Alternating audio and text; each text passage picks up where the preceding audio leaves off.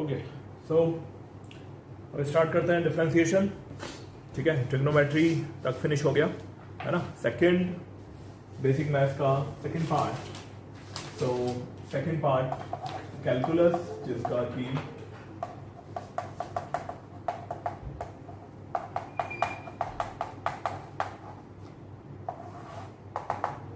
Differentiation. सो differentiation का मतलब क्या होता है? मैथमेटिक्स में तो ठीक है, इसके फॉर्मूले हैं अपने पास, तो वो अपन देख लेंगे। बाकी वैसे डिफरेंशिएशन का मतलब क्या होगा फिजिक्स में? डिफरेंशिएशन का मतलब होगा किसी भी चीज को बहुत छोटे छोटे पार्ट्स में डिवाइड करना। फॉर एग्जांपल, क्लॉथ का डिफरेंशियल एलिमेंट वो होता है थ्रेड्स। जैसे हम देखते हैं कोई भी सर्फ एक्सेल का ऐड आता है ना, कि दाग अच्छे हैं। तो दाग अच्छे हैं में वो क्या होता है कि वो यूं इस तरीके से वो थ्रेड्स आती हैं, उनके ऊपर जो है वो गंदगी होती है वो हट जाती है। फाइन। सो क्लॉथ का जब हम बहुत एनलार्ज व्यू देखते हैं तो ये बनता है एक्चुअली ये जो है थ्रेड्स के कॉम्बिनेशन से। सो फिजिक्स की नजर में प्लेन का डिफरेंशियल एलिमेंट होता है लाइन। लाइन किससे मिलकर बनती है? बहुत सारे स्मॉल पॉइंट से। तो लाइन का डिफरेंशियल एलिमेंट होता है पॉइंट। ठीक है, तो इसको अगर हम नटशेल करें तो वॉल्यूम कैसे बना है? बहुत सारे प्लेन्स से बनके। प्लेन कैसे बना है? बहुत सारी लाइन से बनके। लाइन कैसे बनी है? बहुत सारे पॉइंट से बनके। ठीक है, सो वॉल्यूम का डिफरेंशियल एलिमेंट एरिया, एरिया का डिफरेंशियल एलिमेंट लाइन, लाइन का डिफरेंशियल एलिमेंट पॉइंट। ठीक है, तो ये तो बात हुई फिजिक्स की नजर में। अब यही चीज हम देखें कि अब मैथमेटिक्स के पॉइंट ऑफ व्यू से डिफरेंशिएशन का मतलब क्या हुआ कि y का डिफरेंशिएशन x के रिस्पेक्ट में यदि हम ये बात करें तो उसका मीनिंग क्या हुआ। सो उसके लिए हम इस बात को देखते हैं कि एक हमारे पास xy एक्सिस है और यहां पर कोई ग्राफ है। ये इसका फर्स्ट पॉइंट और ये इसका सेकंड पॉइंट। ठीक है, फर्स्ट पॉइंट के coordinates x1 y1, second point के कोऑर्डिनेट x2 y2। ठीक, अब यहां पर हम एक लाइन इस तरीके से ड्रॉ करें और एक ये राइट एंगल ट्रायंगल यहां ड्रॉ कर दें। ठीक है, सो ऑब्वियसली ये जो पॉइंट है दिस शुड बी x1, ये वाला point this should be y1, ये वाला पॉइंट x2 और इसके सामने ये वाला पॉइंट होगा y2। ठीक बात? This is change in x, तो ये होगा चेंज इन y। ठीक है, अब इसको अगर सिंपल शब्दों में ये समझें तो भाई x के डेल्टा x बदलने पर y कितना बदला। ठीक है, तो चेंज हुआ था x में डेल्टा x, तो y में चेंज हो गया डेल्टा y। ठीक है, तो इन दोनों का रेशो हमें क्या देगा? Change in y divided with change in x। यह आंसर हमें किसके इक्वल देगा? अगर हम देखें तो साफ साफ दिख रहा है कि this is perpendicular and this is base, तो यह आंसर यहां आने वाले tan थीटा के इक्वल होगा। तो tan theta is equal to delta y by delta x। यहां तक clear? Okay, so change in y divided with change in x। Okay, और ये जो लाइन है, इन दो को अगर हम यहां पर पॉइंट बोल दें a और b, तो ये जो लाइन ए बी कर्व को कट कर रही है इसको हम क्या बोलेंगे? सीकेंट। यदि याद हो तो छोटी क्लासेस में ये पढ़ा होगा सीकेंट एंड टेंजेंट। ठीक है, तो अगर किसी कर्व को दो पॉइंट पर कोई लाइन अगर कट करती है तो वो कहलाती है secant. So this is secant. ठीक है भाई, अब यहां पर हम ऐसा सोचें कि अगर हम यहां पर B पॉइंट को बिल्कुल A पॉइंट के पास लाते जाएं, मतलब हम क्या कर रहे हैं? चेंज इन x जो है वो बहुत कम है। ठीक, मैं यहां पर एक दूसरे कलर से एक बात को बताऊं।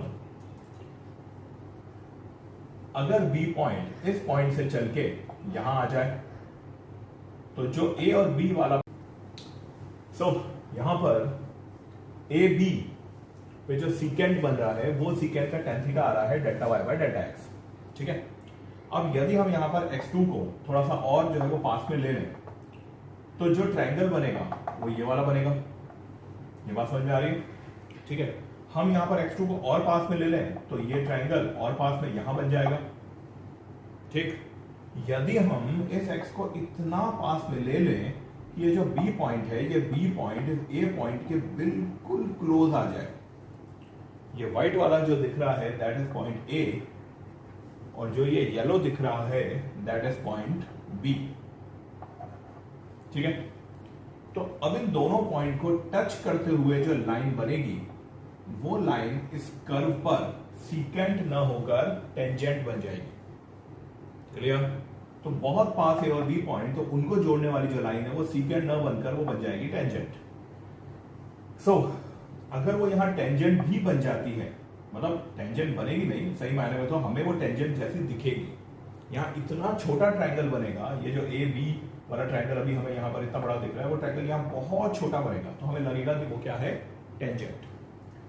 सो tan थीटा बहुत छोटा y डिवाइड विद बहुत छोटी वैल्यू x की, तो उस टर्म को हम बोलेंगे dy बाय dx। ठीक है, यहां पर जो y डायरेक्शन में छोटा सा चेंज है दैट इज dy, और यहां पर जो x डायरेक्शन में छोटा सा चेंज है दैट इज dx। क्लियर?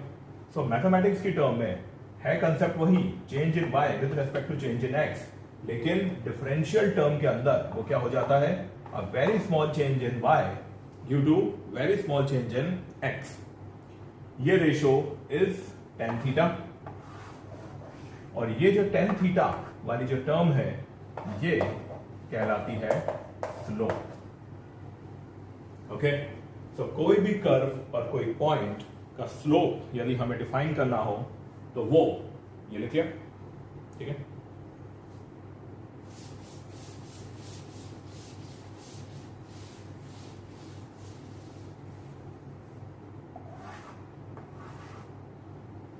अब यहां पर जैसे हम एक इस तरीके से एक पैराबोलिक ग्राफ अगर बनाते हैं, तो यहां आता है पॉइंट ए, यहां आता है पॉइंट बी, यहां आता है पॉइंट सी।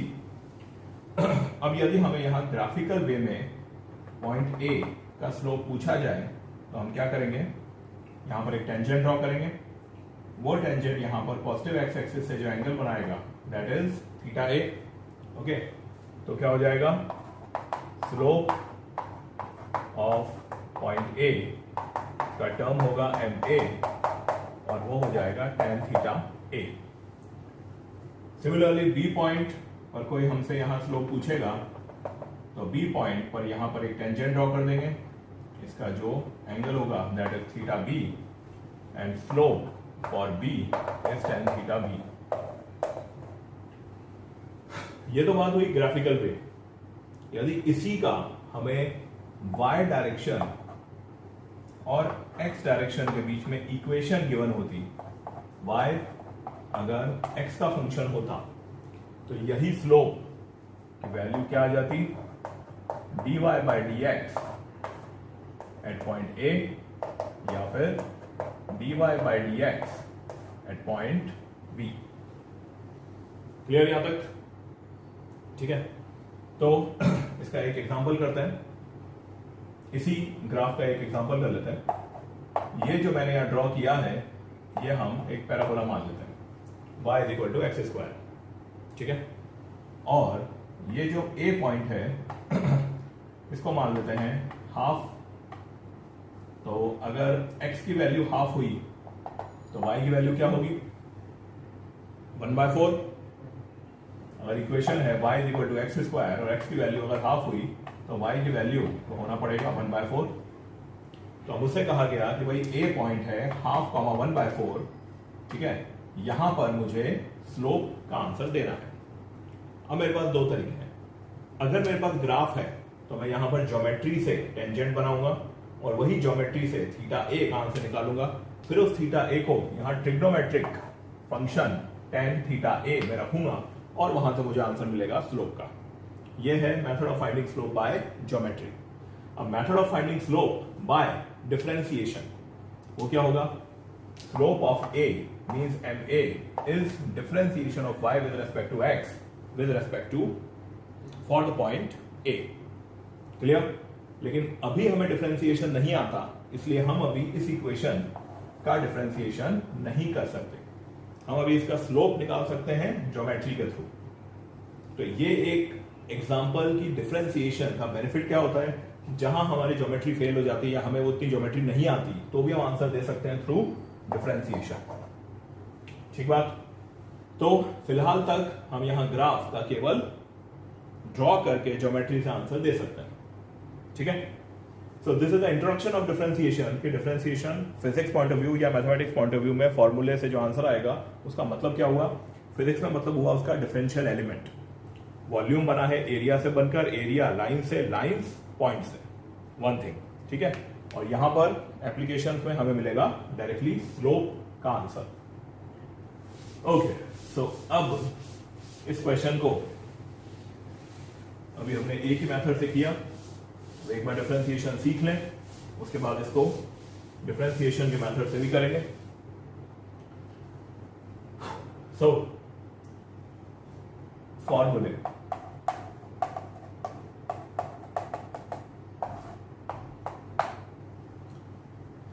फर्स्ट फॉर्मूला डिफरेंशिएशन का वो है कांस्टेंट का डिफरेंशिएशन। ठीक है? First y is equal to constant. अब कांस्टेंट के डिफरेंशिएशन का आंसर आता है 0। इसको हम समझ सकते हैं, सारे डिफरेंशिएशन रूल्स को नहीं डिराइव करेंगे, नहीं समझ पाएंगे, पर इसको हम इजीली समझ सकते हैं कि जब y कांस्टेंट है तो चेंज इन y कितना हुआ।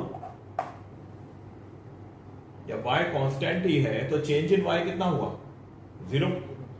तो x तो यहां वेरिएबल है, x तो यहां बदल सकता है, पर y कांस्टेंट है तो y का आंसर तो 0 ही होगा। Change in y is 0, x में चेंज चाहे कुछ भी हो। इसलिए differentiation of y with respect to x where y is constant, answer 0। Second, y is equal to x to the power n। ठीक है? तो अगर x to the power n है, जहां पर n एक कांस्टेंट वैल्यू है, तो differentiation of y with respect to x, तो ये जो पावर है ये यहां पर मल्टीप्लिकेशन में आ जाती है और x की पावर में एक कमी हो जाती है। So this is the second formula. This is first one, dy by dx. फिर इसके बाद थर्ड एल्जेब्रिक फॉर्मूले पर आए, y is equal to e to the power x। ठीक है? अब ये जो e to the power x है, इसको हम हमारी कहानी में शॉर्टकट में बोलते हैं अंबुजा सीमेंट की दीवार, जो टूटती नहीं है। डिफरेंशिएशन हमने क्या बोला कि इसको भाई तोड़ के वो क्या बनता है, वॉल्यूम तोड़ के बनता है बहुत सारा प्लेन। तो ऐसे e to the power x को जब हम तोड़ने जाते हैं तो वो डिफरेंशिएशन होकर टूटकर वो बना फिर से e to the power x। ये अंबुजा सीमेंट की दीवार जब एक ऐड आता है कि वो टूटती नहीं है, वहां से हमने ये स्टोरी लिया है। और आगे भी चल के एक तो और डिफरेंशिएशन आएगा, बड़ा कॉम्प्लेक्स वो डिफरेंशिएशन होता है जो बच्चों को लगता है, उसको भी हम इस शॉर्ट ट्रिक से बहुत इजीली सॉल्व करेंगे। ठीक है? So this is e to the power x। Now fourth point, y is equal to log x with base e, जिसको हम ln x भी बोलते हैं। तो इसका डिफरेंशिएशन ये होता है 1/x। ओके? सो ये fourth and last algebraic formula finish. 4 algebraic फॉर्मूले हैं, 6 ट्रिग्नोमेट्रिक फॉर्मूले हैं, कुल मिलाकर 10 फॉर्मूले हैं इस कहानी में। Okay? Fifth one, y is equal to sine x। अगर साइन का फंक्शन है तो डिफरेंशिएशन होकर उसका आंसर आ जाएगा cos x। Sixth point, y is equal to cos x, तो डिफरेंशिएट होकर इसका आंसर आ जाएगा माइनस साइन x। ठीक है? Seventh, y is equal to tan x। Differentiation के बाद इसका आंसर sec² x।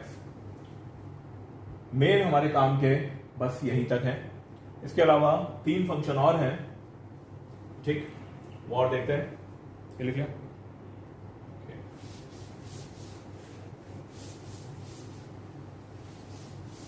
चलो 3 कौन से होंगे हम? y is equal to cosec x, ठीक है। तो इसका answer dy by d x minus cosec x cot x 9 y is equal to sec x dy by dx sec x tan x and tenth y is equal to cot x. Here answer dy by dx minus cosec square x. Okay, so ये simple हमारे पास ये 10 फॉर्मूले, और जो भी questions होंगे ये first 7 फॉर्मूले में ही सॉल्व हो जाएंगे। ये 8, 9, 10 के हमें कहीं रिक्वायरमेंट नहीं पड़ेगी, बस हल्का फुल्का सा याद होना चाहिए कि कभी कोई डायरेक्ट क्वेश्चन आ जाए तो हमें क्या करना है। इसमें एक और याद रखने की ट्रिक है कि जो नेगेटिव होगा, यहां देखना रिजल्ट में नेगेटिव यहां पर 3 जगह आ रहा है सिर्फ, ठीक है, और तीनों जगह जो फंक्शन है उसकी शुरुआत हो रही है कैरेक्टर C से।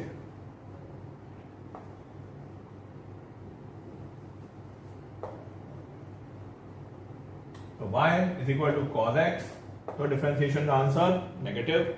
y is equal to cosec x, differentiation का answer negative.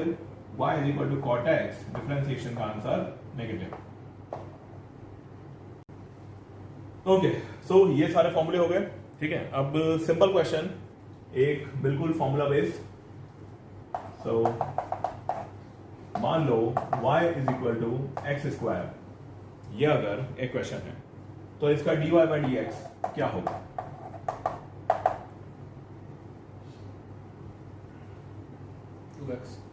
dy by d x 2x होगा, राइट।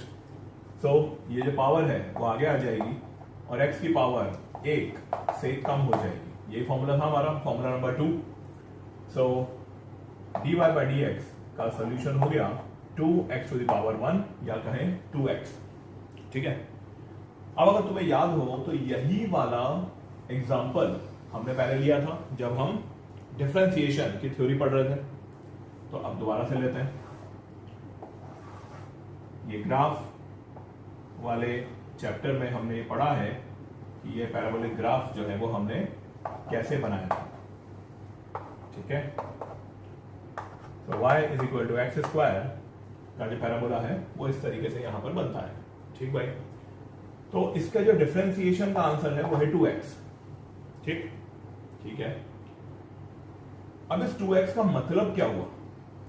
मैं किसी भी x की वैल्यू पर अगर इस ग्राफ पर स्लोप बनाता हूं, इस ग्राफ पर टेंजेंट बनाता हूं, तो उस टेंजेंट का स्लोप होगा 2x के इक्वल। मामला थोड़ा सा कंफ्यूजिंग हो गया, तो इसको मैं एक एग्जांपल से सॉल्व करता हूं। y is equal to x square, ठीक है। तो ये हो गया y is equal to x square. अब इसका डिफरेंशिएशन वो हो गया 2x। अब इस डिफरेंशिएशन का मतलब होता है स्लोप, मतलब होता है स्मॉल m। उसका मतलब क्या हुआ? उसका मतलब समझने के लिए हम इस एग्जांपल को और आगे बढ़ाते हैं। Find slope for x is equal to half, यही क्वेश्चन था हमारा, ठीक है। तो अगर सपोज ये x की वैल्यू या ये मान लेते हैं, this is x is equal to half, तो इसके कॉरेस्पॉन्डिंग यहां जो कोऑर्डिनेट बनेगा उसमें x हाफ होगा और y 1/4 होगा। बोलो क्लियर, ठीक है। अब यहां पर इस पॉइंट पर मैं एक टेंजेंट बनाऊं, तो इस टेंजेंट का पॉजिटिव एक्स एक्सिस से जो एंगल बनेगा उस एंगल का tan, ठीक है। यहां जो एंगल बन रहा है उस एंगल का tan थीटा, ये क्या बताएगा? ये बताएगा स्लोप या एम। अब मेरे पास अभी यहां ज्योमेट्री से इस थीटा को फाइंड करने का कोई तरीका नहीं है, तो मैं ये कह सकता हूं कि भाई मेरे पास इस बार यहां ज्योमेट्री के रास्ते से स्लोप फाइंड करने का कोई भी मेथड, कोई भी वे नहीं है। अब सेकंड वे मेरे पास क्या है कि अगर y की इक्वेशन है एक्स स्क्वायर, तो उसकी स्लोप की इक्वेशन होती है 2x। क्लियर? पैराबोला की इक्वेशन एक्स स्क्वायर, तो स्लोप की इक्वेशन 2x। ठीक है भाई, अब स्लोप की इक्वेशन 2x है, तो हमें किस x की वैल्यू के लिए स्लोप निकालना है? x इक्वल टू हाफ के लिए। तो मैं क्या करूंगा यहां सोल्यूशन में, स्लोप होता है 2x, इसमें मुझे x इक्वल टू हाफ के लिए आंसर निकालना है, मतलब स्लोप मतलब m मतलब dy बाय dx का आंसर क्या हुआ? x को अगर यहां हाफ रख दे तो 2 मल्टीप्लाई विद हाफ मतलब कि 1। तो क्वेश्चन में अगर स्लोप पूछा था तो स्लोप का आंसर हो गया 1। क्लियर? यहीं अगर क्वेश्चन में स्लोप की जगह हमसे या स्लोप के साथ हमसे थीटा भी पूछ ले, तो ये जो टेंजेंट है ये यहां पॉजिटिव एक्स एक्सिस से कितना एंगल बना रहा है, तो हम क्या जानते हैं यहां पर कि भाई स्लोप क्या होता है? tan थीटा, और स्लोप का आंसर है 1, यहां से ले लिया। तो थीटा का क्या आंसर रहा होगा? Yes, theta is 45 degree. ये जो एंगल है, this angle is 45 degree. Clear? What do we mean by slope and what do we mean by theta? Theta is the angle, slope is the value of tan theta. Clear? So ये differentiation का एक application हुआ। Question simple था, लेकिन हमने इसी application को जो तब लिया था जब हमें डिफरेंशिएशन नहीं आता था। फिर उसके बाद डिफरेंशिएशन सीख कर दोबारा हमने उसको यहां से सॉल्व किया। सो ईदर थ्रू ज्योमेट्री और थ्रू इक्वेशन हम dy बाय dx या स्लोप का आंसर फाइंड कर सकते हैं। क्लियर? ओके, सो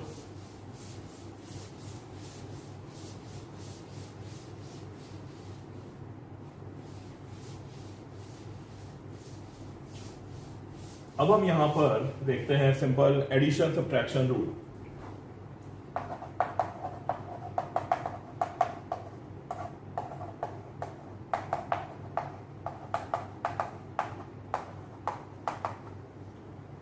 सो एडिशन सब्ट्रैक्शन रूल में क्या,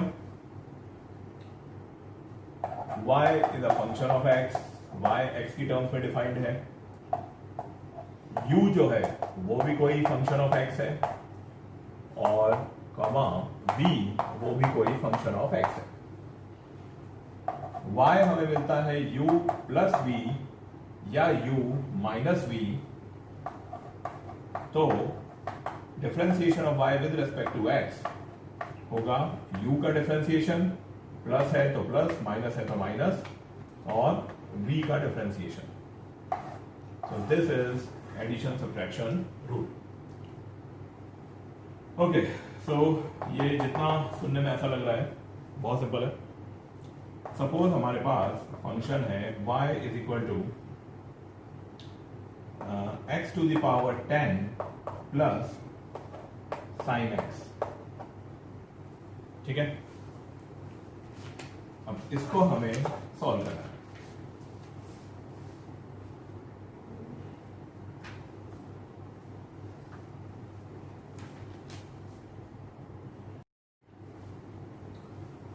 तो यहां पर x टू दी पावर 10 वो वर्क कर रहा है u की तरह, ये एक फंक्शन है, ये भी x का फंक्शन है। साइन x यहां वर्क कर रहा है v की तरह, ये भी एक फंक्शन, और दोनों ने मिलकर यहां बनाया y फंक्शन। ठीक है, सो dy बाय dx आंसर हुआ इस x टू दी पावर 10, या फिर हम कहें कि u का डिफरेंशिएशन x के रिस्पेक्ट में। तो ये आंसर आएगा, पावर आगे आ गई और x टू दी पावर में एक लेस हो गया, प्लस प्लस साइन x का डिफरेंशिएशन कॉस x। तो ये हमारा डिफरेंशिएशन का आंसर होगा। ठीक है, अब अगर हम इसका ग्राफ बना सकते हैं तो हम ये सोच सकते हैं कि हमें इसमें क्या करना है। x to the power 10 plus sine x का जो ग्राफ बनता है उस पर किसी भी पॉइंट पर यदि हम टेंजेंट बनाते हैं तो वो टेंजेंट यहां इस इक्वेशन से बनेगा, ठीक है। So this is a simple example of addition subtraction rule. फिर अब आते हैं हम multiplication rule. Second one is multiplication rule. Okay, so multiplication rule में क्या होगा, फिर वही बात कि अगर y u multiply with v से मिलकर बना है और हमें y का डिफरेंशिएशन करना है x के रिस्पेक्ट में, तो क्या होगा, इसको हम फर्स्ट फंक्शन, इसको सेकंड फंक्शन यहां पर बोल सकते हैं, ठीक है। तो फर्स्ट सेकंड में से किसी को भी यहां हम बाहर निकालें और दूसरे वाले फंक्शन का डिफरेंशिएशन करें, प्लस अब दूसरे फंक्शन को डिफरेंशिएशन से बाहर निकालें और पहले वाले फंक्शन का डिफरेंशिएशन करें। सो this is multiplication rule. dy by d x यहां पर इस टर्म में हमें मिल जाएगा। ओके, सो अब यदि हम इसका कोई एग्जांपल करें, सो सपोज हमें यहां पर y मिलता है एक function e to the power x multiply with tan x। e to the power x एक फंक्शन और tan x एक दूसरा function. So we have to find the value of dy by dx.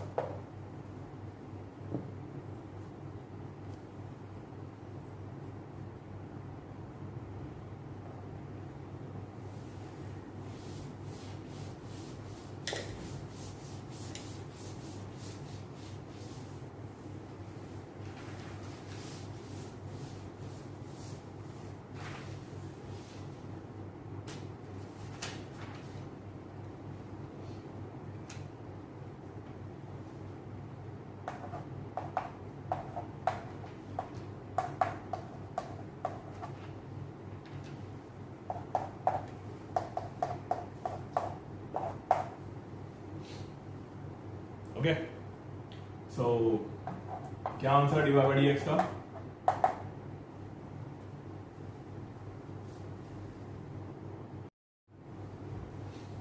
सो यहां first function e to the power x, तो e to the power x को differentiation से बाहर निकाला, tan x का डिफरेंशिएशन, तो डायरेक्ट फॉर्मूला है हमारे पास इसका sec स्क्वायर x प्लस ये जो सेकंड फंक्शन है, अब इस सेकंड फंक्शन को डिफरेंशिएशन से बाहर निकालें, तो tan x को डिफरेंशिएशन से बाहर निकाला और इस e to the power x का डिफरेंशिएशन, तो e to the power x का डिफरेंशिएशन हमने फॉर्मूले में देखा है कि इसका आंसर सेम रहता है e to the power x, ठीक है। सो ये हमारा आंसर हो गया। इसको थोड़ा सा अगर अच्छे से लिखना है तो हम e to the power x यहाँ बाहर कॉमन ले सकते हैं, हमें आंसर मिलेगा sec square x plus tan x। तो ये एक एग्जांपल मल्टीप्लिकेशन रूल का। ओके, सो अब आते हैं third rule, that is division rule.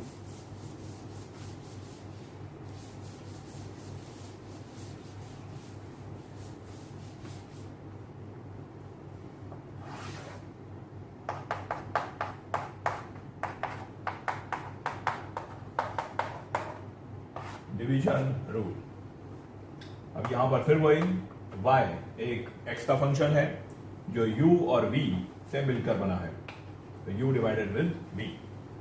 Okay, अब हमें चाहिए dy बाय dx। क्या होता है dy बाय dx? अब यहां पर थोड़ी सी कहानी थोड़ी सी कॉम्प्लिकेटेड है, बहुत ज्यादा नहीं, ठीक है। तो इसको ध्यान से हमें समझना है।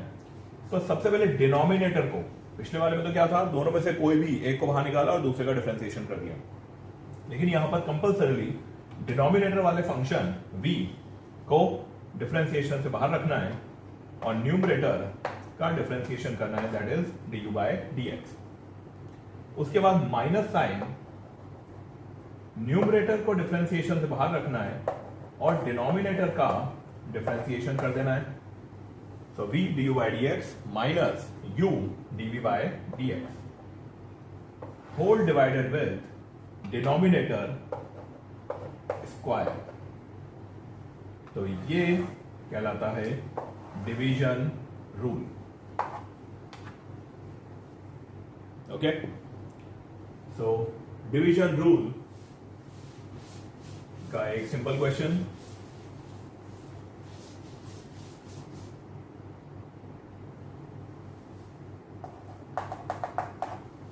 सिंपल एग्जांपल इसका y is equal to sine x by cos x. Okay, तो इसका हमें आंसर फाइंड करना है. dy बाय dx क्या होगा.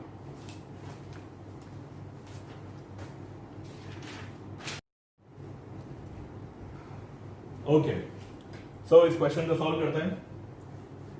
इस क्वेश्चन को सॉल्व करने से पहले ही अगर हम देखें तो हमें इसका आंसर याद है. हम एक्चुअल में यहां पर डेरिवेशन करने वाले हैं. क्योंकि y is equal to sine x by cos x, इसका मतलब हमें क्वेश्चन दिया गया है y is equal to tan x.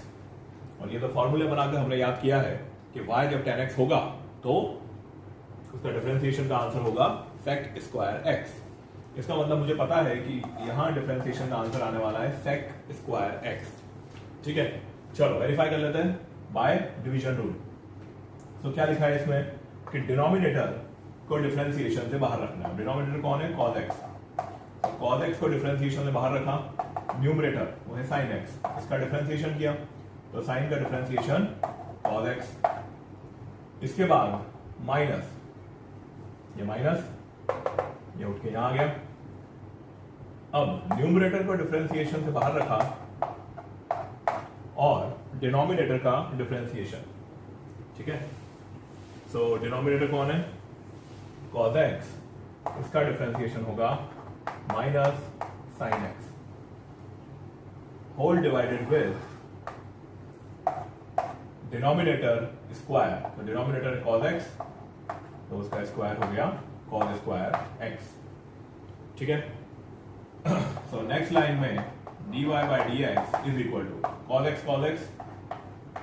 cos square x minus, और ये माइनस ये हो गया plus sin square x whole divided with यहां से आंसर cos स्क्वायर x. ठीक है, तो क्या बन गया ये cos square x plus sin square x, ये बन गया 1 divided with cos square x. This is dy bye dx और ये 1 by cos square x can be written as sec square x.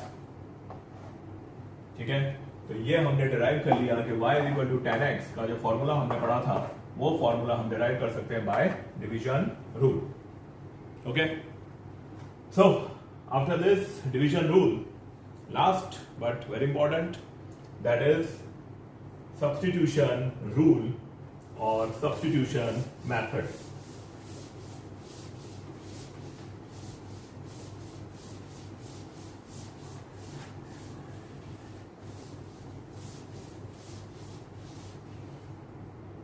Okay, so fourth one is substitution rule और substitution method. Okay, चलिए start करते हैं. अब इसमें क्या होता है, अभी तक हमने देखा कि दो फंक्शंस का division, multiplication and so on. ठीक है, अब यहां हम देखते हैं फंक्शन में फंक्शन. ठीक है, एक फंक्शन का जो आउटपुट है वो दूसरे फंक्शन का इनपुट है. ठीक, तो वो आता है सब्स्टिट्यूशन रूल. इसका एक और नाम है जो थोड़ा फेमस है, that is chain rule. Okay, so start करते हैं एक एग्जांपल से, क्योंकि इसको हम एग्जांपल से ही समझ पाएंगे. Suppose y is equal to sine function के अंदर कॉस फंक्शन, यहां हम स्क्वायर ब्रैकेट मान लेते हैं इसको, इसके अंदर है एक्स स्क्वायर प्लस 2. ये इक्वेशन हमें दिया होगा. ठीक है, तो ये जो एल्जेब्रिक वैल्यू है ये कॉस फंक्शन का इनपुट है। अब इनका जो भी रिजल्ट आएगा वो साइन फंक्शन का इनपुट होगा। क्लियर? x² 2 का जो रिजल्ट है वो कॉस के लिए इनपुट होगा, फिर cos x² + 2 का जो रिजल्ट आएगा वो साइन के लिए इनपुट होगा। ठीक? सो यहां हमें करना है dy/dx, तो यहां हमें वैल्यू सब्स्टिट्यूट करनी पड़ेगी। ठीक है, तो चलो वैल्यू सब्स्टिट्यूट करते हैं। सपोज u की वैल्यू हम ले लेते हैं x² + 2, तो ये जो पूरा फंक्शन है वो क्या हो जाएगा, साइन के अंदर cos u। ठीक है भाई, तो पहला सब्स्टिट्यूशन हमने किया कि x² + 2 को यहां सब्स्टिट्यूट कर दिया u के अंदर, तो ये फंक्शन हो गया। और अब भी हमें यहां पर अच्छा रिजल्ट नहीं मिल रहा है, तो हमने फिर सपोज किया कि v के अंदर हम वैल्यू सब्स्टिट्यूट कर देते हैं cos u। ठीक है, इस पूरे x + 2 को नाम दिया u और इस पूरे cos u को नाम दिया v। तो अब क्वेश्चन क्या हो गया, क्वेश्चन हो गया y = sin v। यहां तक क्लियर? अब हमें sin v का डिफरेंशिएशन कर सकते हैं। So u = this is first equation, v = cos u is second equation, and y = sin v is third equation। ठीक है, तो मैं अगर यहां पर सबसे पहले थर्ड इक्वेशन का डिफरेंशिएशन करूं, so dy/dv ही कर सकता हूं। ठीक है, क्योंकि ये sin v है, तो इसका डिफरेंशिएशन से आंसर आएगा cos v। This is my fourth equation. So dy/dv is cos v। अब मैं यहां डिफरेंशिएट करता हूं सेकंड इक्वेशन को। ठीक है, तो dv/du, क्योंकि v क्या है, cos u, so dv/du क्या आंसर आएगा, minus sin u। so this is my fifth equation. ठीक है, इसके बाद और ऊपर गए, u जो है वो डायरेक्टली यहां पर x का फंक्शन है। so now du/dx आंसर आएगा 2x, and this is the sixth equation। Okay, अब यहां पर जो भी हमने वैल्यू सब्स्टिट्यूट किया था u v के अंदर, उन वैल्यूज का और y का यहां डिफरेंशिएशन कर दिया। अब मैं अगर 4, 5 और 6 नंबर की इक्वेशन को मल्टीप्लाई करूं, ओके, फोर्थ, फिफ्थ और सिक्स, तो क्या मिलेगा, dy/dv multiply with dv/du multiply with du/dx। Okay, so result will be dy/dv, ये हमें रिजल्ट देगा cos v का, मल्टीप्लाई dv/du, ये रिजल्ट देगा माइनस साइन u का, और du/dx ये रिजल्ट देगा 2x का। ठीक है, अब यहां पर dv/dv को हम 1 लिख सकते हैं। एक्चुअल में ऐसे ये क्रॉस नहीं होता, लेकिन हम ये बात जानते हैं कि dv/dv की वैल्यू 1 होती है। ठीक है, तो इसलिए हमने यहां पर ऐसे कर दिया du/du 1। तो फाइनली हमें आंसर क्या मिल रहा है, dv/dx। ठीक है, तो अब इस आंसर को लिखते हैं।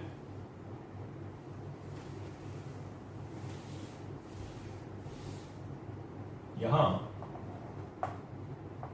dy/dx का यदि मैं आंसर लिखूं, this is dy and this is dx, तो पहला क्या आ रहा है, cos v। ठीक है, सो cos v। अब v क्या है, यदि हम देखें तो v क्या था, v था cos u। ठीक है, और u क्या था, x² + 2। ठीक है, u था x² + 2 और v था cos u। इसका मतलब मैं डायरेक्टली लिख सकता हूं क्या कि v है cos x² + 2। बोलो, हमारी एक स्टेप जो है वो कम होती है इससे। तो dy बाई dx का आंसर है cos v। तो मैं यहां cos v, तो v को मैं पहले लिखूं cos u और अगली स्टेप में लिखूं x स्क्वायर प्लस 2, तो उसको हम यही साथ में लिख दें। तो v को हमने लिख दिया cos x square plus 2। Clear? तो यहां से हमने ये वाला काम पूरा किया, ये वाला ब्रैकेट ओवर। अब ये मल्टीप्लाई, तो यहां मल्टीप्लाई माइनस साइन u क्या है? u is x square plus 2। तो यहां ये फंक्शन हो जाएगा एक्स स्क्वायर प्लस 2। ठीक है, ये वाला काम खत्म। अब बचा 2x, तो multiply with 2x। Clear? So this is by substitution method. Okay, अब इतनी मेहनत हम करने वाले हैं नहीं, ये कुछ ज्यादा मेहनत होगी जीवन में। ठीक है, तो इसको थोड़ा सा शॉर्ट करना पड़ेगा। चलो इसको शॉर्ट करते हैं, ये रब कर दें। ठीक है,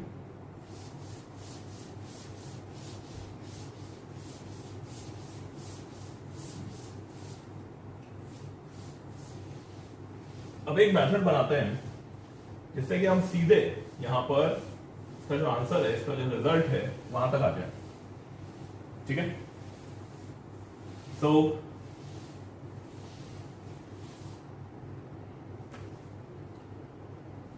क्वेश्चन क्या था? y is equal to sine के अंदर कॉस के अंदर एक्स स्क्वायर प्लस 2, ये क्वेश्चन था। ठीक है, चलो तो इसकी ट्रिक बनाने के लिए हम वीडियो गेम खेलते हैं।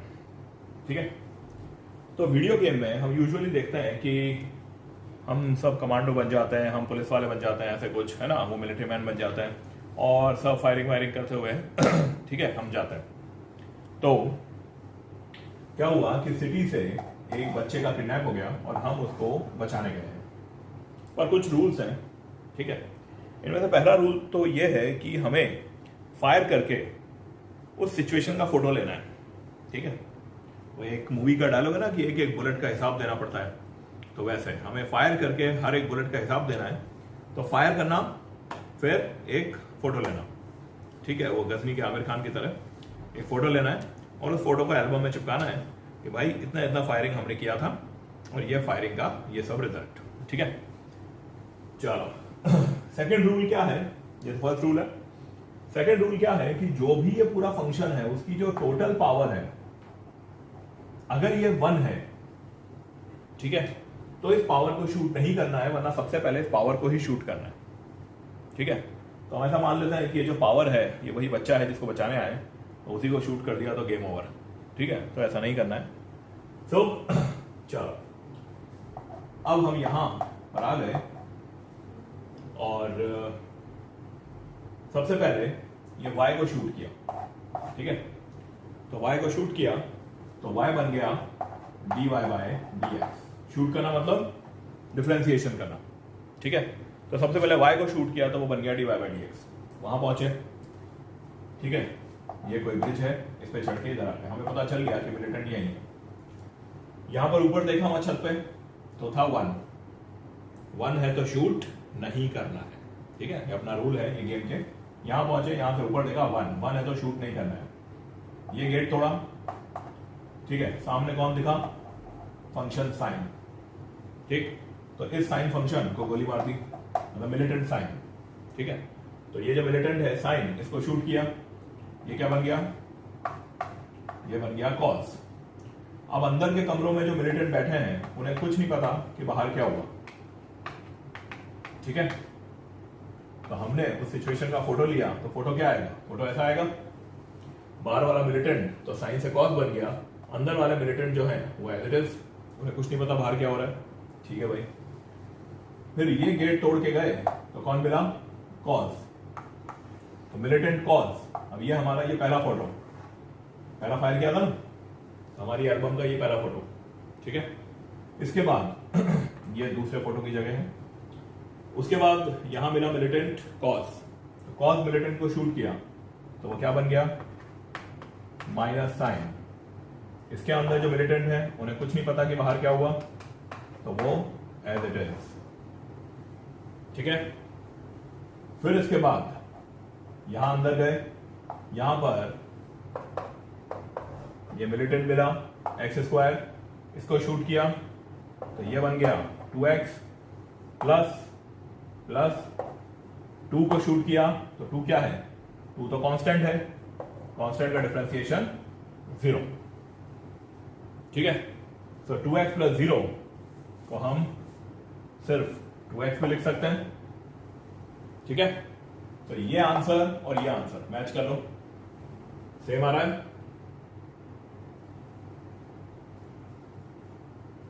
क्लियर, तो एक तो बाय सब्स्टिट्यूशन मेथड एक पेज का आंसर, और एक ये मिलिटेंट वाली कहानी एक लाइन में direct answer.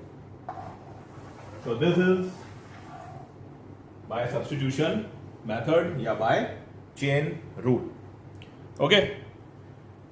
So over. Sure. So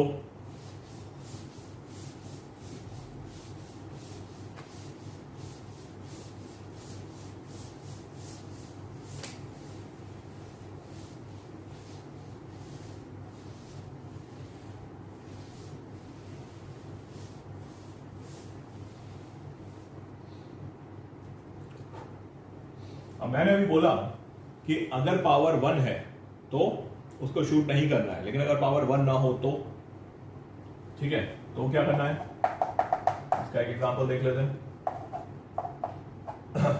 अगर मान लो कोई फंक्शन है 10 x square plus x plus 3 और होल पावर है इस फंक्शन की कुछ भी, सपोज 3। ठीक है, अब इसको हमें डिफरेंशिएट करना है, मैं उसी तरीके से इसको यहां डिफरेंशिएट कर रहा हूं। सबसे पहले y को शूट किया, ये बन गया dy बाई dx।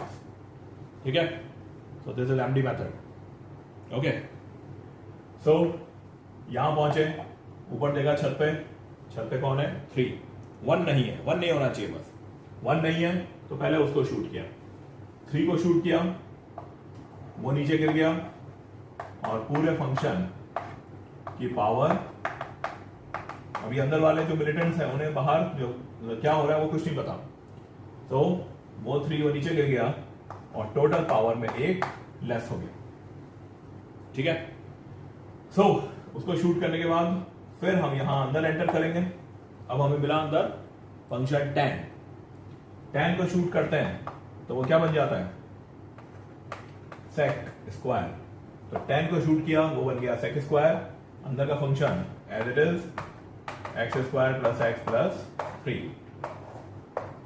फिर यहां पर अंदर गए तो एक्स स्क्वायर को शूट किया, वो बना 2x प्लस एक्स, इसको शूट किया ये बन गया प्लस 1, प्लस 3 को शूट किया वो बन गया 0।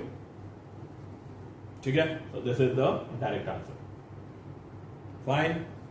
Okay. Last but not the least, यदि हमें फंक्शन मिल जाता है y is equal to e to the power, थोड़ा सा वैल्यू सिंपल रखता हूं भी, y is equal to e to the power x square plus 4x, suppose ये वैल्यू हमें मिल गई। ठीक है, तो अब इसका डिफरेंशिएशन हमें बाय सब्स्टिट्यूशन मेथड या हमारा this by this MD rule, ठीक है, क्या होगा, y को शूट किया तो बन गया dy बाय dx, यहां पहुंचे। अब E को हमने शॉर्टकट क्या दिया था, अंबुजा सीमेंट की दीवार। ठीक है, तो अंबुजा सीमेंट की दीवार का क्या है टाइटल, कि वो टूटती नहीं है। अब हमने क्या देखा कि जो मिलिटेंट है वो इस अंबुजा सीमेंट की दीवार के ऊपर चढ़ गए। ठीक है, सो ये चित्तौड़ के किले की तरह हो गई। चित्तौड़ का किला अगर याद है तो इंडिया के सबसे स्ट्रॉन्गेस्ट किलों में से है ना। हम इसको कोई ग्रेट वॉल ऑफ चाइना या ऐसे वैसे नहीं बोलेंगे, अपन अपने कंट्री में ही रहते हैं। सो ये चित्तौड़ के किले की तरह। फाइन। सो यहां पर हम कितना भी शूट कर लें ये टूटेगी नहीं, ठीक है भाई। लेकिन फिर भी हमें एक बार तो हमारा फर्ज निभाना है शूट करने का। हमने y को शूट किया, वो बन गया dy/dx। इसके बाद हम यहां पहुंचे, इस फंक्शन e को शूट किया, तो शूट किया तो कुछ भी फर्क नहीं पड़ा इस पर, आंसर वो था वही, ठीक है। अब हम यहां पर और जो है वो फायर नहीं करेंगे, हमें ये समझ आ गई कि इसको फायर करने का कोई मतलब नहीं है, तो हम भी यहां चढ़ गए, ठीक है। अब वहां चढ़ने के बाद हमें जो रिटर्न है वो कौन से मिल रहा है, x² + 4x मल्टीप्लाई में। ये मल्टीप्लाई में आएगा अब रिजल्ट, चाहे पावर सॉल्व कर रहे हैं लेकिन जो रिजल्ट है वो मल्टीप्लीकेशन नहीं आएगा, ठीक है। सो x² + 4x, तो x² का डिफरेंशिएशन 2x प्लस 4x का differentiation 4। Clear? So this is an important question. e to the power में कोई फंक्शन होता है तो उसका डिफरेंशिएशन कैसे करना है। So this is a third example of differentiation by substitution method. Okay, so write it.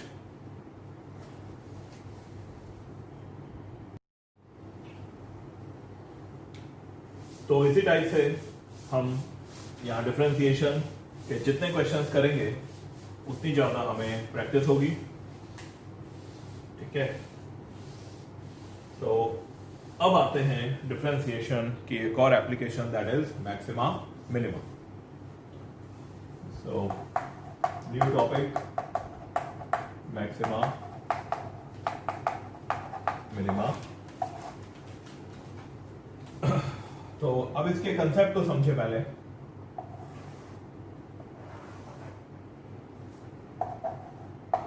y और x एक्सिस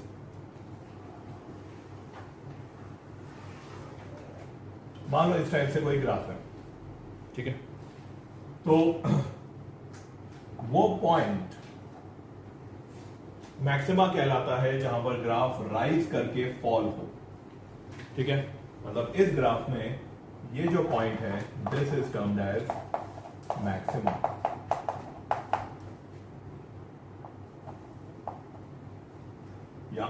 यहां पर दोबारा ग्राफ राइज करके फॉल कर रहा है, तो ये जो एक पॉइंट है ये भी कहलाएगा मैक्सिमा, ठीक है। ग्राफ फॉल होते होते लोएस्ट पॉइंट पर आ जाए और उसके बाद राइज करे तो दिस इज मिनिमा।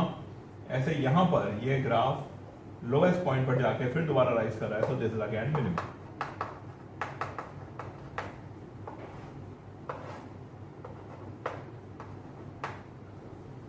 ये दोनों पॉइंट है मिनिमा।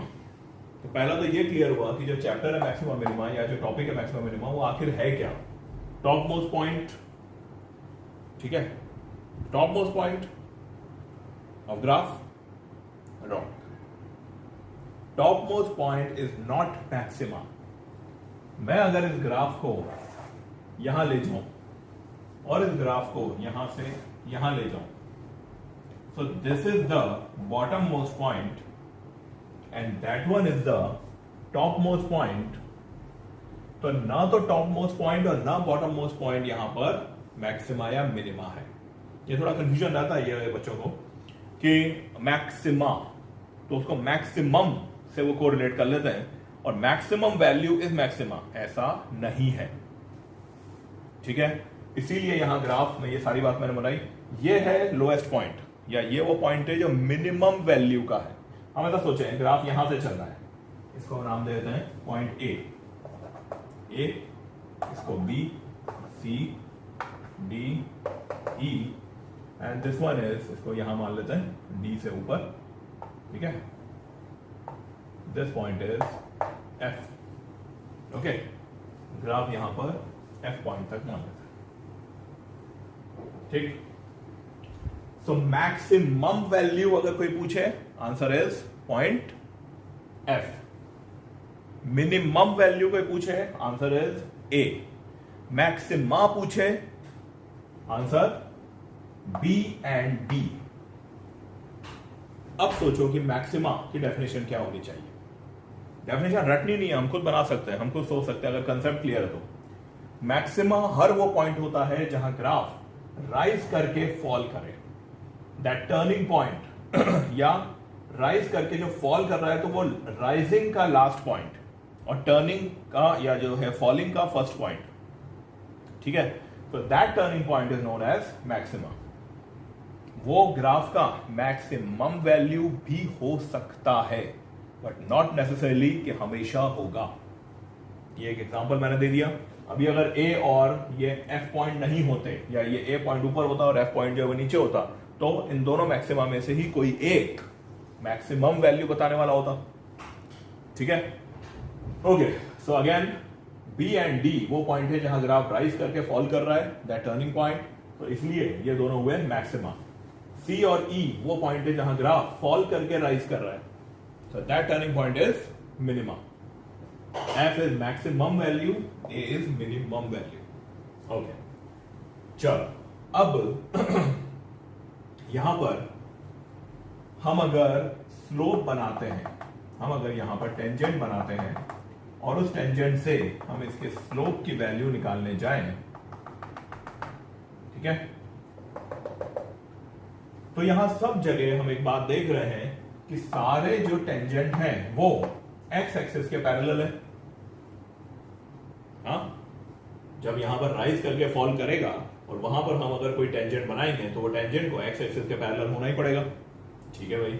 तो अगर ये एक्स एक्सिस के पैरेलल है तो यहां पर सब जगह theta B is 0, theta C is 0, theta D is 0 and here theta E is again 0। सबका जो एंगल है यहां पर एक्स एक्सिस से वो 0 होगा। अगर सबका एंगल 0 हो रहा है तो सबके tan थीटा की वैल्यू भी 0 होगी और tan थीटा क्या होता है? First differentiation dy by dx is slope or we can say tan theta. Clear बात यहां तक? तो इसका मतलब एक बात तो क्लियर है कि जहां भी कहीं tan थीटा या फर्स्ट डिफरेंशिएशन 0 होगा वहां पर या तो मैक्सिमा होगा या मिनिमा होगा। बात आ रही समझ? इस पॉइंट पर भी dy by dx मतलब tan थीटा d की वैल्यू 0, ठीक है। तो जहां पर भी फर्स्ट डिफरेंशिएशन 0 है इसका मतलब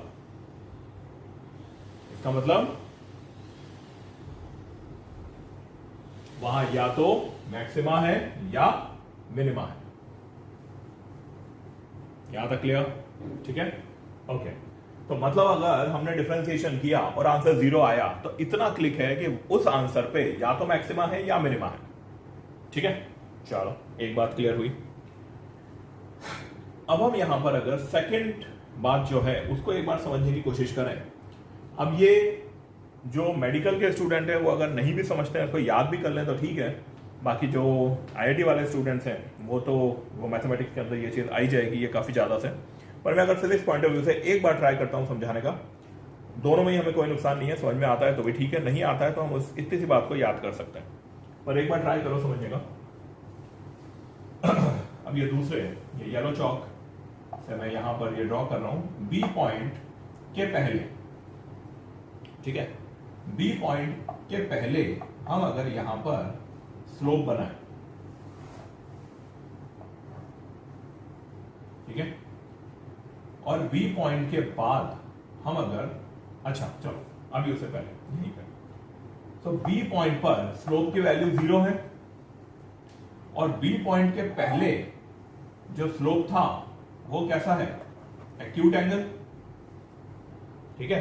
ये थीटा बी है, इससे पहले मैं यहां पॉइंट ले लेता हूं बी डैश, तो ये हो गया theta B dash. B dash मतलब बी से पहले, ठीक है भाई। तो यहां tan थीटा बी डैश क्या होगा? जो भी होगा पॉजिटिव होगा क्योंकि एक्यूट एंगल है। एक्यूट एंगल मतलब फर्स्ट क्वाड्रेंट मतलब tan की वैल्यू पॉजिटिव, ठीक है। तो tan थीटा बी का आंसर आ रहा है पॉजिटिव, ठीक है। मतलब स्लोप जो पहले पॉजिटिव हुआ करता था वो बी तक पहुंचते पहुंचते 0 हो गया, ठीक है। स्लोप जो पॉजिटिव हुआ करता था वो बी तक पहुंचते पहुंचते जीरो हो गया। ठीक है भाई, अब इस बात को एक बार और कहेंगे। x की वैल्यू आगे बढ़ी, मतलब x तो गया पॉजिटिव डायरेक्शन में, y भी गया पॉजिटिव डायरेक्शन में, लेकिन स्लोप वो पॉजिटिव से जीरो हो गया। बात बहुत क्लियर, ठीक है। तो यदि मैं यहां पर change in slope divided with change in x लेता हूं, तो x तो बड़ा है, मतलब चेंज इन x जो भी कुछ है वो है पॉजिटिव, लेकिन चेंज इन y मतलब सॉरी चेंज इन स्लोप, तो स्लोप पहले यहां पर पॉजिटिव हुआ करता था b डैश पर, जो b तक आते आते जीरो हो गया। तो कोई चीज पॉजिटिव से जीरो हो रही है, इसका मतलब उसका चेंज कैसा है, नेगेटिव। बोलो ये बात क्लियर, ठीक है। तो change in slope with respect to change in x का आंसर आ रहा है negative divided with positive. Clear, okay. So इसको मैं यहां पर दूसरे शब्दों में लिखूं, चेंज इन स्लोप, मैथमेटिक्स के शब्दों में dm, change in slope with respect to change in x, ये आंसर क्या आ रहा है, नेगेटिव। ये देखा हमने, delta m by delta x, negative by positive मतलब नेगेटिव। ठीक है भाई, अब चेंज इन स्लोप क्या होता है, d ऑफ, अब m स्लोप खुद क्या है, dy बाय dx, समझ में आया। स्लोप खुद क्या है, dy bye dx whole divided with dx। ठीक है, तो मतलब अभी हम ये किसका ऑपरेशन कर रहे हैं, बी पॉइंट का। बी पॉइंट का मतलब मैक्सिमा का। ओके, तो मैक्सिमा के बारे में अगर मैं यहां लिख रहा हूं तो मुझे क्या देखने को मिल रहा है, मैं ये डी पॉइंट हटा देता हूं, एक मैक्सिमा बी ले लेंगे और एक मिनिमा सी ले लेंगे। एक बार के लिए समझने के लिए हमें डी ई एफ पॉइंट की रिक्वायरमेंट थी कि मैक्सिमा और मैक्सिमम में क्या डिफरेंस होता है। ओके, सो बी पॉइंट जो कि मैक्सिमा है, जो हमें यहां साफ दिख रहा है ग्राफ से, उस बी पॉइंट का हम अगर देखते हैं तो change in slope with respect to change in x is negative. ठीक है, अब ये कितना हुआ, d by d x of first differentiation, मतलब हमने पहले डिफरेंशिएशन का फिर से डिफरेंशिएशन कर दिया। इसको मैथमेटिक्स में क्या बोलते हैं, सेकंड डिफरेंशिएशन। पहले का दोबारा डिफरेंशिएशन कर दो, so that is second differentiation. और उसको लिखने का तरीका क्या होता है, d d d square y divided with d x d x square. तो ये कहना चाहता है कि अगर पहला डिफरेंशिएशन जीरो है और दूसरा डिफरेंशिएशन नेगेटिव है, इसका मतलब गारंटेड वो जो पॉइंट है वो पॉइंट है point of maxima. Clear, graph rise होके फॉल हो रहा है, मतलब स्लोप पॉजिटिव से जीरो हो रहा है। ठीक, तो दिस इज द मेथड और द प्रूफ कि क्यों सेकंड डिफरेंशिएशन नेगेटिव होगा in the case of maximum. Similarly यहां पर क्या होगा, सी पॉइंट पर स्लोप या d y by d x zero है, सी पॉइंट से थोड़ा पहले यहां पर कोई पॉइंट लिया और इस पॉइंट का हमने बना दिया टेंजेंट। इस टेंजेंट से जो भी एंगल बन रहा है वो कैसा बन रहा है, ऑब्ट्यूज। इस पॉइंट को नाम देते हैं सी डैश और इस एंगल को नाम देते हैं थीटा सी डैश। तो यहां पर इस थीटा सी डैश पर स्लोप या tan थीटा सी डैश का आंसर क्या आने वाला है, नेगेटिव। ठीक है, क्योंकि ऑब्ट्यूज एंगल है, ऑब्ट्यूज एंगल मतलब सेकंड क्वाड्रेंट में tan नेगेटिव होता है, इसलिए स्लोप नेगेटिव आ गया। इसका मतलब क्या हुआ कि जब सी डैश पर बात कर रहे हैं तो स्लोप नेगेटिव है, जब सी पर बात कर रहे हैं तो स्लोप जीरो है।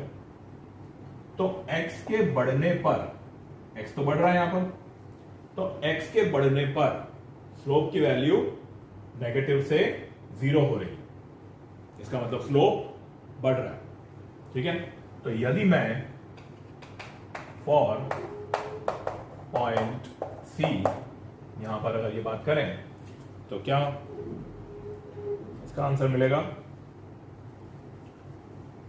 कि change in slope with respect to change in x.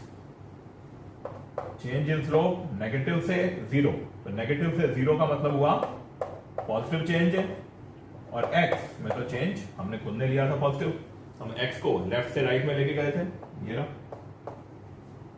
ठीक है, सो इसका नेट रिजल्ट पॉजिटिव ही आएगा। फिर से हम यहां पर m की वैल्यू रखें dy बाई डी एक्स, तो फिर से वो सॉल्व होकर आएगा second differentiation of y with respect to x, result positive.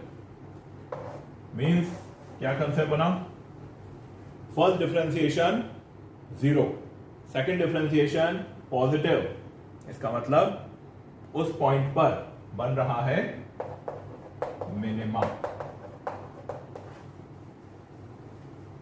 Clear, अच्छे से लिख लो।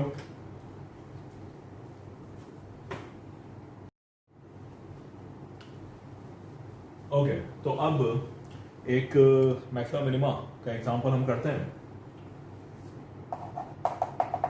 सपोज हमें इक्वेशन मिली है y is equal to x square minus 2x plus 4। ठीक है, so we have to find for which value of x we can get a maxima or a minima, and also find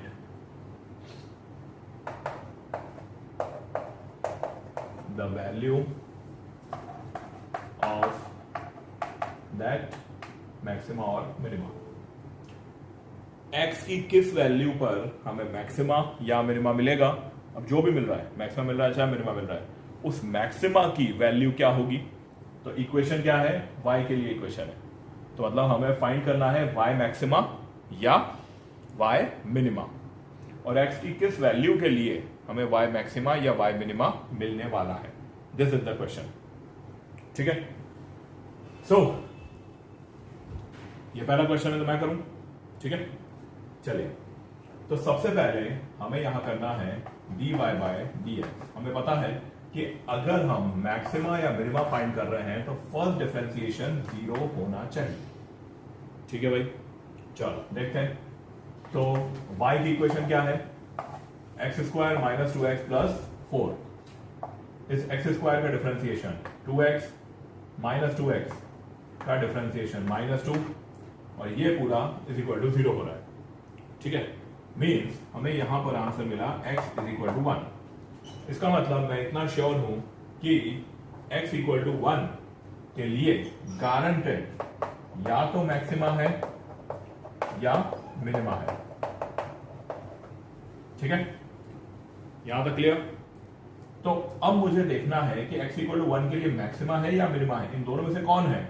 तो उसके लिए इस पूरी equation का, जो ये फर्स्ट डिफरेंशियल इक्वेशन आई थी हमारे पास, इस पूरी इक्वेशन का मैं एक बार और डिफरेंशिएशन कर देता हूं। ठीक है, तो अगर मैं इस पूरी इक्वेशन का एक बार और डिफरेंशिएशन करता हूं तो वो क्या होगा, डी बाई डी एक्स, किसका, d y by d x का, ये पूरे d y by d x का डिफरेंशिएशन, तो वो क्या मिलने वाला है 2x माइनस 2, 2x का डिफरेंशिएशन 2, और ये -2 का हो गया 0। ठीक है, तो ये जो सेकंड डिफरेंशियल होता है इसको हम क्या लिखते हैं, d square y by d x square, और इस सेकंड डिफरेंशिएशन का आंसर आ गया 2, मीन्स पॉजिटिव। तो अगर सेकंड डिफरेंशिएशन का आंसर पॉजिटिव है तो इसका मतलब x की जिस वैल्यू के लिए हमें फर्स्ट डिफरेंशिएशन 0 मिल रहा था, x की उस वैल्यू पर क्या होगा, मिनिमा होगा।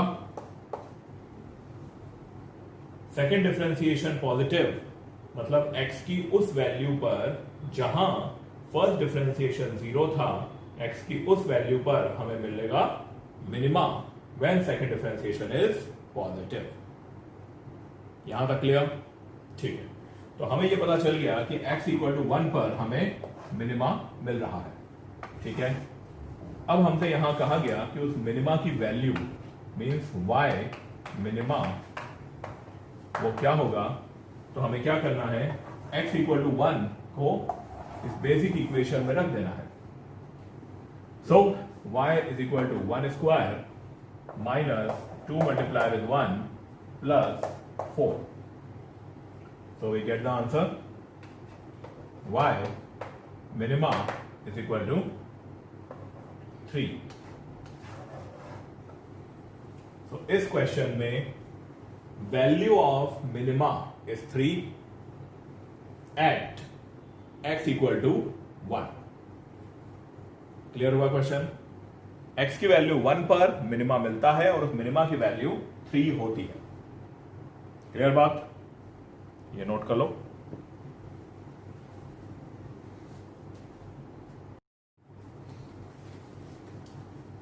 चलिए, तो ये क्लियर। अब यहां पर एक बार मैं इसका ग्राफ, क्योंकि जो भी इक्वेशन सिंपल है उनका हम ग्राफ बना सकते हैं, जो बहुत कॉम्प्लेक्स आ जाएंगे उनका ग्राफ नहीं बन पाएगा, उसका फिर केवल इक्वेशन से ही हमारे जो आंसर है वो आएगा। पर ये इक्वेशन ना सिंपल है ना टफ है, मतलब इसका ग्राफ जो है वो बना सकते हैं। तो ये जो आंसर आया है y मिनिमा 3 और x इक्वल टू 1 पर मिनिमा की वैल्यू, इसको हम एक बार ग्राफ से और प्रूव कर लेते हैं कि ग्राफ से ये आंसर कैसे आने वाला है। ठीक है, चलिए।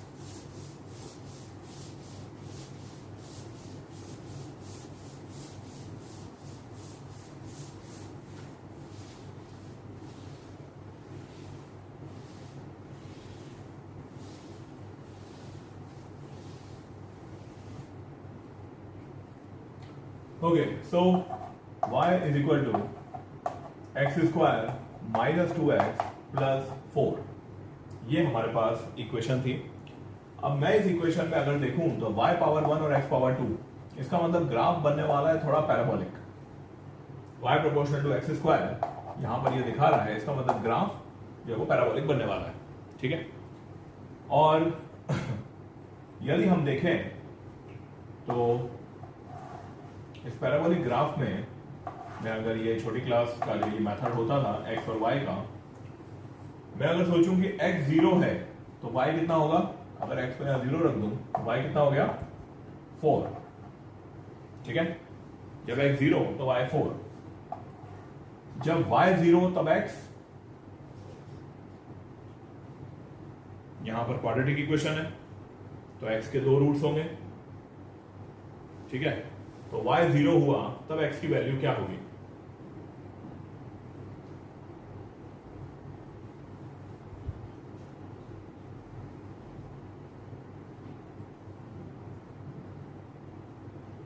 चलो मान लेते हैं कि इसका आंसर कुछ क्वाड्रेटिक में ऐसे कुछ आ रहा है। ओके, एक काम करो, रहने दो। हमें यहां पर देखो, फिजिक्स के लिए हम mathematics as a helping tool लेते हैं। फिजिक्स में हमें टोटल मैथमेटिक्स पे डिपेंडेंट नहीं होना, mathematics is an helping tool. So चलो मान लो यहां पर आप क्वाड्रेटिक इक्वेशन सॉल्व करके इसका आंसर कोई भी ला सकता है। ठीक है, हमें ये मालूम है, अगर जो मतलब डायरेक्ट हुआ इसका ये फैक्टराइजेशन तो ठीक है, और डायरेक्ट नहीं हुआ तो Shridhar Acharya formula minus b plus minus root b square minus 4ac/2 है। पर हमें लग रहा है कि यार उतनी मेहनत यहां पर अभी हम नहीं करना चाहते, तो चलो हम देखते हैं। सो यहां पर हम इस ग्राफ को देखें कि जब x 0 है तो ग्राफ कहां है 4 पर। ठीक है, और हमने देखा कि इसका जो डिफरेंशिएशन हुआ था dy/dx, उसका आंसर 0 हमें कब मिला था, when x इक्वल टू 1। इसका मतलब ये वाला पॉइंट, क्योंकि इसी पॉइंट का जो स्लोप बनेगा वो स्लोप 0 आंसर देने वाला है। ये स्लोप, बात समझ आ रही है? इसका मतलब मुझे इतना श्योर है कि भाई ये जो पॉइंट है x इक्वल टू 0, इस पर ग्राफ कट कर रहा है y इज इक्वल टू 4 पर। तो यहां से मिल गया। मतलब इस पैराबोला को उठाकर मैं अगर इस ग्राफ पेपर पे रखूं तो मैं इस तरीके से रखूं कि वो ये 0,4 वाले पॉइंट को कट करता हुआ जाए, ठीक है, जिसमें से जो लोएस्ट पॉइंट है, ये लोएस्ट पॉइंट मुझे मिलेगा x इक्वल टू 1 पर। बात समझ में आ रही है? y की प्रोपोर्शनैलिटी x स्क्वायर के साथ, इसका मतलब ग्राफ बनेगा पैराबोलिक, और पैराबोलिक में भी उसका डायरेक्शन y की तरफ, क्योंकि plus y is equal to x square है, ठीक है। ये सारी बातें हमने ग्राफ वाले हमारे चैप्टर में की हुई है, अगर याद नहीं है तो वहां देख लो, ठीक है। सो y की प्रोपोर्शनैलिटी एक्स स्क्वायर के साथ, तो ये पैराबोला बनेगा y की तरफ, ठीक है भाई। तो इसको उठा के यहां इस ग्राफ पेपर पे रखना है। जब x को 0 रखा तो y का आंसर कितना आएगा? y का आंसर 4, ठीक है। तो एक पॉइंट हमें ये ग्राफ का मिल गया। सेकंड जो स्लोप से है वो हमें एक पॉइंट मिल रहा है कि dy by dx is 0, और we can say slope is 0 कब? x इक्वल टू 1 पर। स्लोप 0 कहां है? लोएस्ट पॉइंट पर होगा, ठीक है। तो मतलब x इक्वल टू 1 पर यहां पर ये पैराबोला इस तरीके से आकर यू टर्न लेने वाला है, क्लियर? सो ये x इक्वल टू 1 पर हमें यहां पर मिनिमा मिल रहा है, और इधर y का आंसर कितना आ रहा है? x इक्वल टू 1 पर ये हमने सॉल्व किया था, तो y का आंसर आ रहा था 3। याद रख लिया। दूसरी बात हम देख रहे हैं कि y की वैल्यू 0 कभी हो ही नहीं रही है, y की वैल्यू यहां 0 नहीं हो रही है। तो अगर हम यहां पर y की वैल्यू 0 ढूंढने जाते तो हमें यहां पर इमेजिनरी आंसर मिलता। ये बिना मैथमेटिक्स सॉल्व किए हम यहां पर ग्राफ देखकर ये बात कह सकते हैं। अगर हम यहां श्रीधर आचार्य फॉर्मूला लगाएं तो गारंटेड हमें यहां पर इमेजिनरी मिलेगा। क्यों? क्योंकि रियलिटी में y 0 हो ही नहीं रहा है ग्राफ में, ठीक है। तो चलो चेक भी कर लेते हैं। तो हमारा क्वाड्रेटिक इक्वेशन का रिवीजन हो जाएगा, ग्राफिकल मेथड से मैक्सिमम मिनिमा देख लिया, सारे चैप्टर्स एक दूसरे से इंटरलिंक करके हमने समझ लिया, ठीक है। सो ये हमें ग्राफ से पता चला कि भाई y 0 हो नहीं रहा है, इसका मतलब यहां पर कोई x ऐसा नहीं है जिसपे y का आंसर 0 हो जाए, ठीक है। ओके, चलिए तो देखते हैं अब इस इक्वेशन के अंदर क्या होगा। हमें इस इक्वेशन को कंपेयर करना है ax square plus bx plus c से, ठीक है। अगर हम इस इक्वेशन को कंपेयर करें ax square plus bx plus c is equal to 0 से, वही कर रहे हैं हम, y इक्वल टू 0। तो इक्वेशन क्या है? 1x square plus minus 2x and then plus 4 is equal to 0। चलिए, so x is equal to minus b plus minus root b square minus 4a and c whole divided with 2a।